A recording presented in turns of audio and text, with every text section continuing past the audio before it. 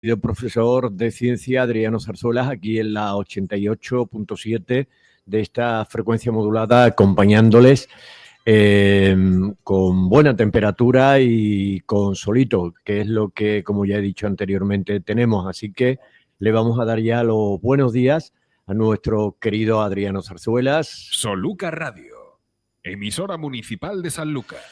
¿Qué tal, Adriano? Buenos días. Muy buenos días, Antonio. ¿Qué tal? Un cordial saludo para ti y para todos. ¿Se te nota en la mirada o no se te nota en la mirada?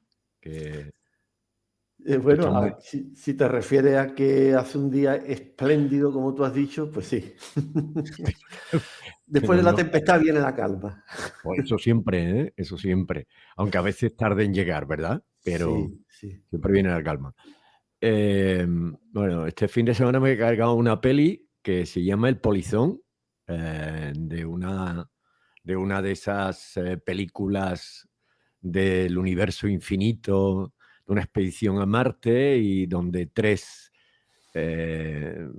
digamos, la tripulación son tres, pero de pronto dentro de esa nave se encuentran un polizón.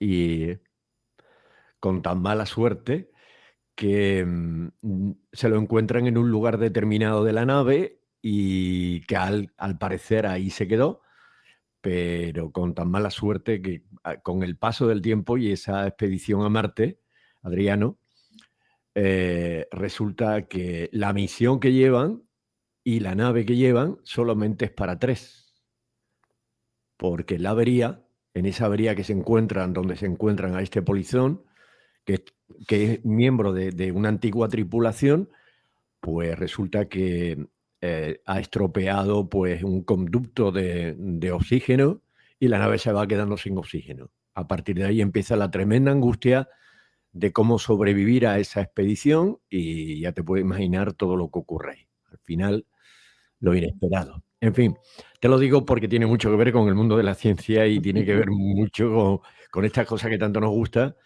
No es una película tipo Interestelar porque eso es un peliculón, pero bueno, distraída, porque todas las películas del espacio tienen un doble sentido. Bueno, Adriano, hoy, ¿qué nos vas a traer?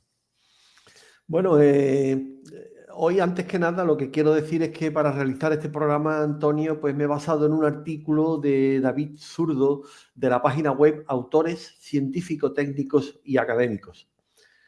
Y bueno, y hoy hablaré sobre algunas cuestiones científicas en general que producen confusión. Y en muchos casos las personas no escuchan con atención las explicaciones que la ciencia proporciona, con todo detalle, a esas cuestiones a las que hago referencia. Por ejemplo, el agua imantada. No sé si has oído hablar de eso, si habéis oído. Sí. Eso, efectivamente, eso causó un gran revuelo en su día. Se vendieron miles y miles de tazas, jarras y hasta sistemas de ducha, aduciendo unas cualidades terapéuticas rayanas en lo milagroso, pero que estaban más cerca en realidad de lo sencillamente fraudulento. Se anunciaba el agua imantada siendo un producto no testado, basándose en principios no comprobados. Por ejemplo, filtros asombrosos a precios también asombrosos que se enroscan en el grifo con lo que el agua se magnetiza y se curan todas las enfermedades imaginables. No hay prueba alguna que ampare tales curaciones. El agua es claramente paramagnética y esto significa, sin dudas, que en ausencia de campo magnético no es magnética, ya que inmediatamente de alejar un poco el imán del agua, ésta retorna a su estado natural no magnético. No existe un agua líquida magnetizada. Si el agua se pudiera magnetizar con cierta permanencia, nosotros no existiríamos. En efecto, los procesos osmóticos celulares imprescindibles para la vida estarían imposibilitados si el agua estuviese imantada. Pero veamos otro caso. Amigos y amigas, nos hacemos la siguiente pregunta. ¿El desarrollo tecnológico reduce la esperanza de vida? A principios de la Revolución Industrial, la actividad de las fábricas, que producían humos y residuos tóxicos, hizo florecer la idea de que todo ese desarrollo acortaría la vida humana y reduciría su calidad. Sin embargo, los avances tecnológicos trajeron consigo el desarrollo de la medicina y de otros conocimientos y tecnologías igualmente útiles para nuestra vida mejor, para hacerla mejor y más larga.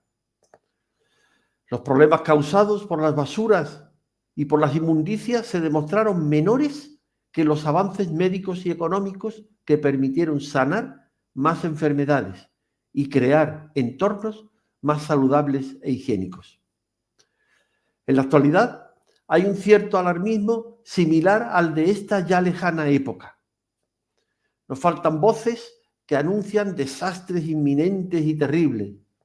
Y si bien es cierto que los avances han provocado, en casos puntuales, nuevas dolencias y otros problemas, ambientales por ejemplo, la mayoría de los seres humanos ha ampliado mucho y cada vez más su esperanza y su calidad de vida. Quizá tengamos que volver la mirada una vez más a la civilización griega para ver que, como muy bien afirmaba Aristóteles, la virtud está en el término medio, entre dos extremos malos, el uno por exceso y el otro por defecto. Pero bueno, hay otra buena pregunta. ¿De qué color es el cielo? A ver, amigos y amigas, de un modo estricto se puede decir que el cielo no es de ningún color, sino que se ve de un cierto color. La razón de que durante la mayor parte del día veamos el cielo de color azul es que las partículas que hay en suspensión en la atmósfera reflejan o dispersan más fácilmente las longitudes bajas de la onda de la luz del sol, es decir, los tonos azules. Mejor lo hacen que las altas, es decir, los tonos rojizos. Los tonos rojizos atraviesan la atmósfera casi sin desviarse, mientras que los tonos azules se desvían en todas direcciones, produciendo a la vista de nuestros ojos el efecto de un resplandor azulado. No obstante, esta situación cambia al amanecer y sobre todo en el crepúsculo previo al ocaso. En estos momentos del día, el ángulo con que incide la luz es casi horizontal y la distancia que ésta recorre hasta nosotros es mayor. Por esto, los tonos azules se dispersan en mayor medida de la normal, perdiéndose en gran parte y haciendo que llegue a nosotros, a nuestros ojos, una proporción mayor de tonos rojizos. Un caso curioso, relacionado también con los efectos que la refracción y la dispersión de la luz producen sobre esta y sobre nuestro modo de verla, es lo que el escritor Julio Verne llamó en uno de sus libros el famoso rayo verde. Pues bien, el rayo verde no es un producto más de la imaginación de este escritor, sino una realidad física que a veces se produce al amanecer o a la puesta del sol, cuando, por efecto de la dispersión, llegan a nuestros ojos las radiaciones verde-azuladas de baja longitud de onda. Según decía Julio Verne en su obra, cualquier deseo que se pida en el momento de ver un rayo verde se cumplirá. Probablemente esto sí que fue fruto de su imaginación, pero ¿no pediríamos cualquiera de nosotros un deseo, solo por si acaso, si algún día llegáramos a ver un rayo verde? Pero bueno, sigamos con nuestras curiosidades. Y ahí va otra pregunta. ¿Qué probabilidad hay de que un destructor total alcance la Tierra? Los denominados destructores totales, popularizados en ciertas películas de ciencia ficción, son cuerpos celestes, asteroides, meteoritos, cometas, lo suficientemente masivos y veloces como para producir enormes daños e incluso causar la destrucción completa de la Tierra si impactaran en ella. Para hacernos una idea de lo real que es este peligro, el 15 de junio de 2002, sin ir más lejos, un asteroide del tamaño de un campo de fútbol que viajaba a una velocidad de casi 37.000 kilómetros por hora pasó a solo, y digo solo entre comillas, 120.000 kilómetros de la Tierra. Y lo peor es que el hecho fue únicamente detectado 3 días después de que ocurriera, de acuerdo a una información que aparece o que apareció en la prestigiosa revista Scientific American. Se ha calculado, por los restos fósiles hallados, que cada 26 millones de años se ha producido un desastre a escala planetaria. Hoy se cree, por ejemplo, que el fin de la era de los dinosaurios se debió a un destructor total. Si asumimos que otros desastres de una magnitud similar han sido también causados por este tipo de fenómenos, se puede afirmar que la probabilidad de que un cuerpo celeste de estas características impacte con la Tierra, digamos mañana mismo, es de 1 entre casi 10.000 millones. Esta es aproximadamente la misma probabilidad de que le toque la lotería a cualquiera de nosotros. Mejor dicho, la primitiva. Por lo que en principio no parece que haya que alarmarse demasiado. Sin embargo, es cierto que a veces alguien sale premiado. Esperemos que no le salga a la Tierra el primer premio. Amigos y amigas, aquí viene una curiosidad algo más divertida. Comparando el cerebro del hombre y el de la mujer. A finales del siglo XIX, un eminente anatomista de nombre Bischoff se dedicó a hacer una estadística del peso medio de los cerebros de hombres y mujeres. Con sus estudios llegó a la conclusión de que el cerebro del hombre pesaba de media aproximadamente 100 gramos más que el de las mujeres. De un modo ya no tan científico, argumentó que esta diferencia de peso era la causa de la superioridad intelectual del hombre respecto a la mujer. Tras la muerte de Bischoff, su esposa dispuso que le fuera extraído el cerebro para agregarlo a todos los demás que el científico había analizado a lo largo de su vida. Curiosamente, se determinó que el cerebro de Bischoff pesaba unos 5 gramos menos que un cerebro femenino medio. Parece mentira, pero es curioso esto. Otra pregunta intrigante: ¿puede el agua explotar al ser calentada en un microondas? Seguramente hemos oído en alguna ocasión un mensaje en el que se avisa de esta inquietante posibilidad y quizá hayamos dudado de si era o no cierta. Pues bien, desde la ciencia y la física sí que es posible. Y la explicación de este curioso fenómeno llamado sobrecalentamiento es la siguiente. El agua no siempre hierve cuando se calienta a una temperatura de 100 grados centígrados. Y si no lo hace, puede calentarse a temperaturas mucho más altas. Normalmente, cuando el agua alcanza 100 grados, se producen burbujas en su superficie, gracias a las cuales el agua se evapora. Sin embargo, hay ocasiones en que estas burbujas no llegan a formarse, lo que impide la evaporación y hace que el agua pueda seguir calentándose. Esto último sucede más habitualmente cuando la superficie del objeto que contiene el agua es fina y carece de imperfecciones, o cuando éstas son poco marcadas, como en el caso, por ejemplo, de un vaso de vidrio, ya que suelen ser estas imperfecciones las que desencadenan la formación de burbujas en la superficie del agua. Al no hervir, el agua se va sobrecalentando hasta niveles muy altos y va acumulando más y más energía sin que nos demos cuenta, pues su superficie se mantiene en calma sin burbujas. Pero es solo una apariencia.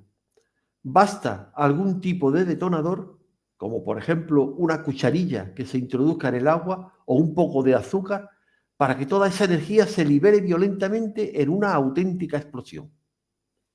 Seguro que esto lo hemos percibido en alguna ocasión. Este fenómeno puede no darse únicamente con agua más o menos pura, sino también con otros líquidos como café o infusiones, por ejemplo. Así es que lo mejor es que nunca calentemos el agua o el café en un microondas más tiempo del indispensable. Amigos y amigas, una pregunta cuya respuesta suscita gran interés es ¿por qué se cubren las calles y carreteras con sal en el invierno? Bueno, pues al mezclar el agua con otra sustancia, la sal en este caso, se consigue bajar de los 0 grados centígrados habituales su temperatura de congelación. Así resultará más difícil que el agua que cubre el asfalto llegue a congelarse para formar peligrosas capas de hielo. Para hacernos una idea de lo efectivo que resulta este método, si se añaden unos 250 gramos de sal a 1 litro de agua, la temperatura de congelación del agua pasa a ser de menos 20 grados centígrados aproximadamente. Amigos y amigas, por último, ¿quién dijo que los científicos no tienen sentido del humor? En primer lugar, vamos a ver quiénes son los protagonistas de esta graciosa anécdota. David Hilbert fue un importante matemático y filósofo alemán que vivió entre la segunda mitad del siglo XIX y la primera del siglo XX. El matemático francés del siglo XVII, Pierre de Fermat, fue autor de importantes estudios relacionados principalmente con el cálculo de probabilidades y con la teoría de los números. Uno de sus teoremas más famosos es el que se conoce como último teorema de Fermat, que afirma que una determinada ecuación, que no viene al caso, no tiene solución posible. Lo curioso de este relevante teorema es que Fermat afirmó haber encontrado una fabulosa demostración del mismo, que sin embargo no incluyó en su obra aritmética, porque, según dijo, no cabía en el margen de la página. Este contratiempo hizo que el teorema permaneciera sin demostrarse durante varios siglos, pues una multitud de matemáticos, después de Fermat, trataron en vano de establecer si era falso o verdadero. Así, el último teorema de Fermat se convirtió en una especie de bestia negra para los matemáticos de los últimos 3 siglos. Pues bien, según esto, se entenderá la anécdota que protagonizó David Hilbert. Este matemático alemán fue invitado en una cierta ocasión a dar una conferencia sobre un tema cualquiera de su elección.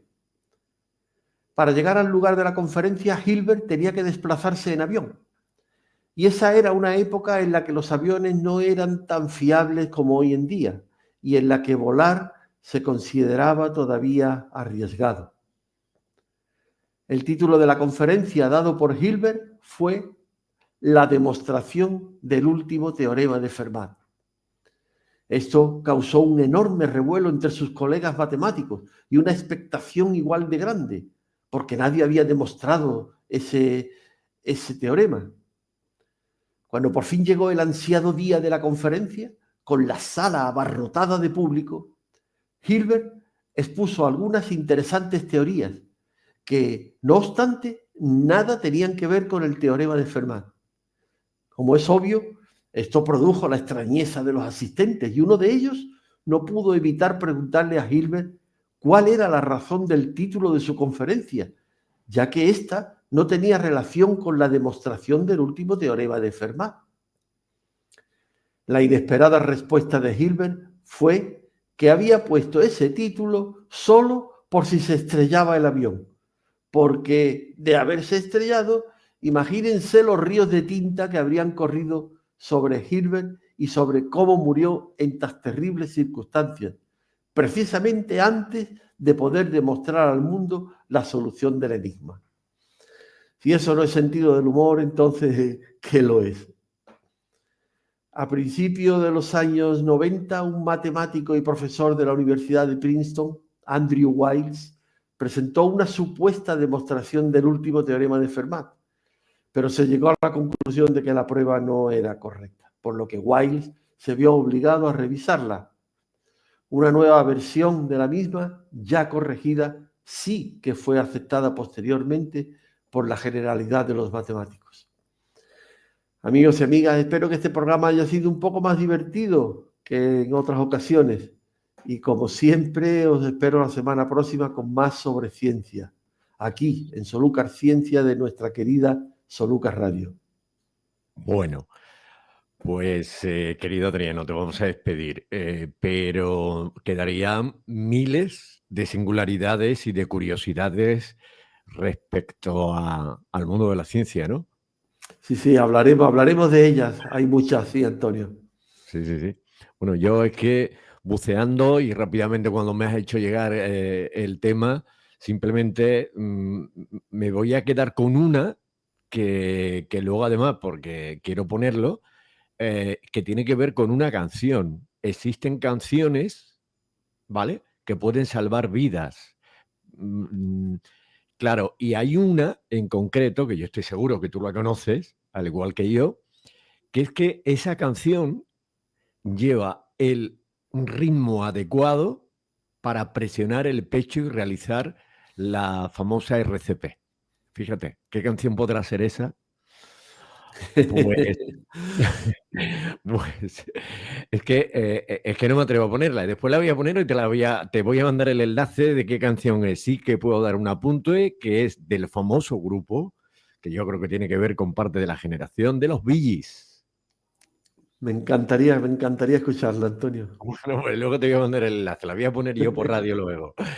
Bueno, pues te mando un abrazo, muchas gracias por abrir la semana como siempre y hablarnos de estas singularidades, de estas curiosidades, que hay muchísimas, que da para mucho sobre el mundo de la ciencia, amigo.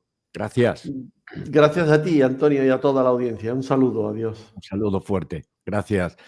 Bueno, pues nada, como siempre decimos, comenzando la semana, enseguida nos llega